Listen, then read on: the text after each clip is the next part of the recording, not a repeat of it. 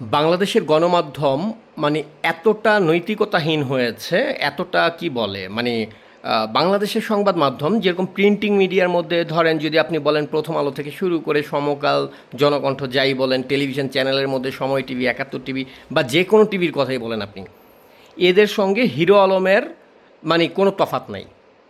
সাংবাদিকতা যে একটা মহান পেশা, এই পেশার যে কিছু নৈতিকতার জায়গা থাকা উচিত, মানে সব জায়গা থেকে ধ্বংস হয়ে গেছে বাংলাদেশের গণমাধ্যম।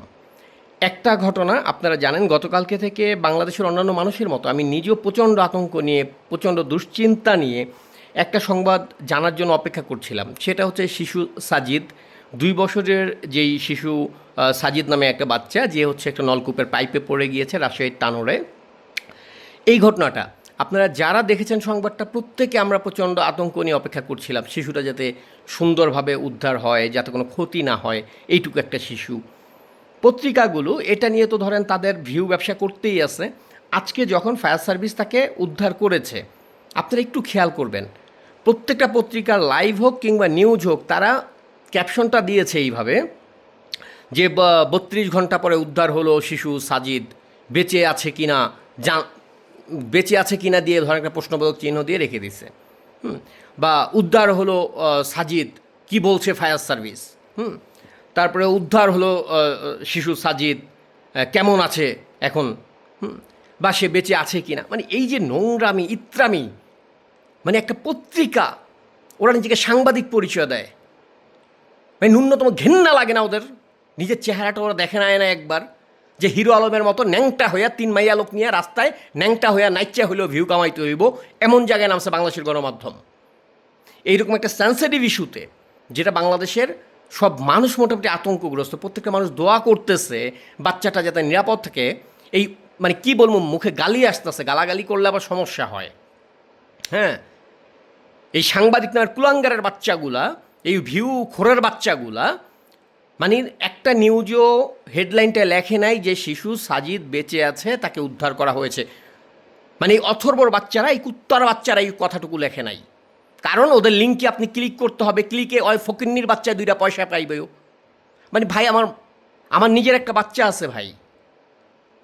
এই কুলাঙ্গারের বাচ্চাদের এই নিউজগুলো দেখে আমি একটা নিউজ প্রপার পাই নাই যেখানে কোনো একটা মিডিয়া লিখছে যে শিশু সাজিদকে এইভাবে উদ্ধার করা হয়েছে, ও জীবিত আছে বা এটা হয়েছে।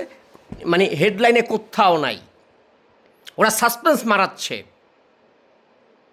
মানে ওদের কি কোনো ঘরে সন্তান নাই? এই টেলিভিশন চ্যানেলগুলোর সম্পাদক যারা আছে বা অন্যান্য যারা আছে, তাদের ঘরে সন্তান নাই? ওই সন্তানগুলো যদি এরকম বিপদে পড়ে, তখনও মনে করেন ফায়ার সার্ভিস ধরেন তার বাচ্চারা উদ্ধার করছে, উদ্ধারকে বলবে আপনার বাচ্চাকে উদ্ধার করেছি, আপনার বাচ্চা জীবিত আছে কি না মারা গেছে এটা জানার জন্য 3 মিনিট অপেক্ষা করেন। এই শুয়ার বাচ্চাদের সাথে এটা হওয়া উচিত। এই যে ভূমিকম্প হয়, ধরেন এক একটা পত্রিকার সম্পাদকের বাড়ি ভাঙ্গা পড়া উচিত। ফায়ার সার্ভিস ওই মনে করেন 37 ঘন্টা এমন দৌড়াইব ওর বাচ্চা মানে বিল্ডিং চাপা খেয়ে বাইচে আছে না মারা গেছে এটা জানার জন্য। তখন মানে ওই ফায়ার সার্ভিসের লোকজন ওদেরকে বলবে যে আপনাদেরকে 3 মিনিট পরে জানাবো, আপনাদেরকে একটা লিঙ্ক দিচ্ছে, এই লিঙ্কে ক্লিক করে জানান আপনার বাচ্চা বেঁচে আছে না মরে গেছে, আমরা মুখে বলবো না। ভাই ঘেন্না লাগে না এই সাংবাদিকতা তোদের? এর চেয়ে ভিক্ষা করে রাখা।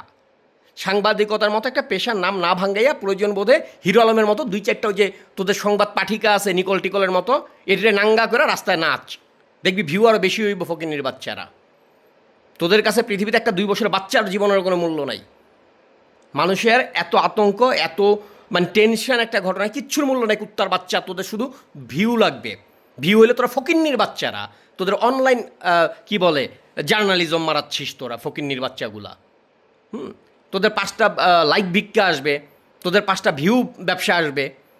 অথর্বর বাচ্চাগুলো, কুলাঙ্গারের বাচ্চাগুলো বাংলাদেশে আবার সাংবাদিক পরিচয় দেয়। এগুলো জিপটাই না ছেড়ে ফেলা উচিত, যেগুলো নিজেকে সাংবাদিক পরিচয় দেয় কুলাঙ্গারের বাচ্চাগুলা। অনলাইনে আসার পর থেকে প্রত্যেকটা সংবাদ মাধ্যম মানে এইগুলার সঙ্গে আপনি হিরো আলম বলেন বা ওই যে মানে যে কোনো এই ধরনের নটাঙ্কি মারানো পাবলিকের কোনো তফাৎ পাবেন না। হিরো আলমের পেজ আর প্রথম আলোর পেজে কোনো তফাৎ নাই। 2টার ধান্দা একটা, ভিউ ব্যবসা। আপনার বাচ্চা বাঁচুক, আপনার বাচ্চা মরুক, কিন্তু আপনাকে একটা ক্লিক করে ওরা আগে টাকা দিতে হবে, তাইলেও আপনাকে ওই ইনফরমেশনটা দেবে। এই রকম সাংবাদিকতার উপরে লানত। এবং ওদের প্রত্যেকের বাচ্চাদের সঙ্গে এরকম ঘটলে ওরা বুঝতে পারবে যে আসলে এই ইত্রামিটা কতটা ভয়ঙ্কর।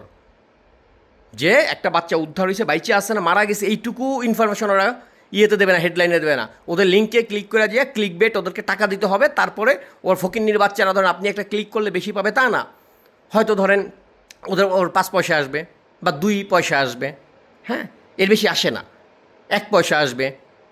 তো এই 1 পয়সার জন্য ফকিন্নির বাচ্চারা এটা করে, আপনাকে দিয়ে একটা ক্লিক করায় তারপরে গিয়ে আপনি ডিটেলটা পাবেন, তার আগে পাবেন না। এই হচ্ছে বাংলাদেশের সাংবাদিকতা। জুতা মারি এই ধরনের সাংবাদিকদের কপালে, জুতা মারেন এই ধরনের সম্পাদকদের কপালে, এই ধরনের পত্রিকা এবং টেলিভিশন চ্যানেল যেগুলো আছে ওগুলোর কপালে জুতা মারেন। ওর ফ্যামিলির কাউরে পাইলে রাস্তাঘাটে জাস্ট মুখের উপরে বইলা দিয়েন যে তোর জামাইরে বা তোর বউরে সাংবাদিকতা ছাইরা দিয়া রাস্তায় যা হিরো আলমের মতো 2-3টা মাইয়া লোকলে ন্যাংটা হইয়া ভিডিও বানাইতে, তাইলে আরও বেশি টাকা কামাইতে পারবি তোরা।